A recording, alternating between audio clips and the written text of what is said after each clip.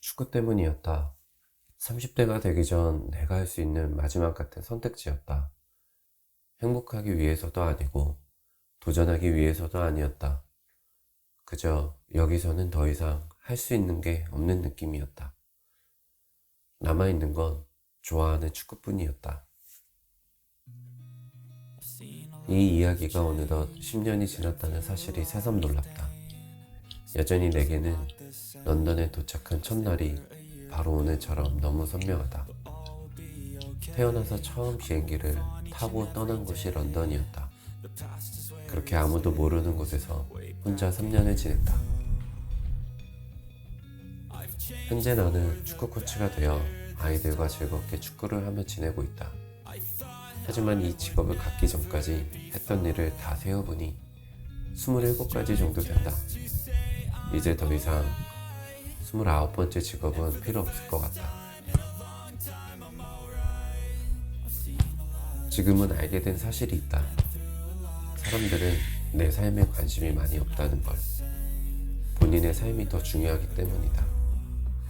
일찍 알았더라면 눈치 보지 말고 신경 쓰지 말고 남이 아닌 나를 보면서 살았을 텐데. 영어로 인사만 할 줄 알고 사회성, 적극성 부족에 오래도록 자리 잡고 있던 자격지심 덩어리가 결국 영국에서 축구 지도자 자격증을 4개를 따고 런던에서 축구 코치가 되었다. 축구는 배워본 적이 없다. 그냥 동네에서 보이는 축구 좋아하는 키 작던 아이였다.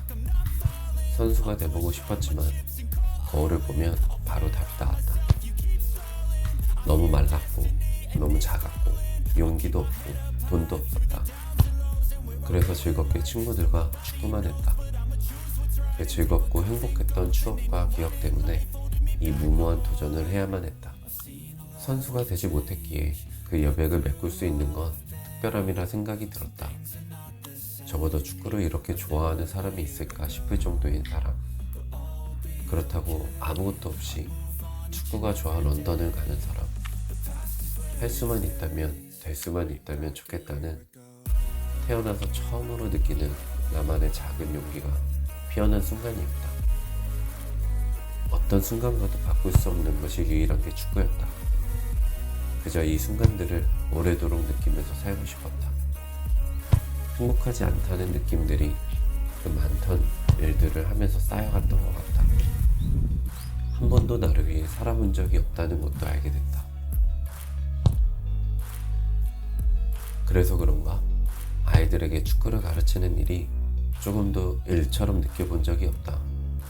이렇게 돈을 번다는 것이 오히려 고맙고 감사할 뿐이다. 물론 런던에서의 삶이 녹록지는 않았다. 10개월 동안 한 번도 쉬지 않고 일을 했었고 적당히 절망감도 느껴보기도 했지만 그럴 때마다 나를 조용히 그리고 꾸준히 응원해줬던 말이 있었다. 책 릴리에게 할아버지가 해서 나온 말이다. 릴리야 사랑한다. 나는 네가 어떤 인생을 살든 너를 응원할 것이다. 아무도 나의 선택을 지지해주지는 못했지만 나의 삶도 수많은 삶 중에 하나일 뿐이며 충분히 가치가 있을 거라고 생각하기로 했다. 아무튼 멀리 돌았지만 가장 좋아하는 것을 하면서 살아가고 있다. And for the first time in a long time, I'm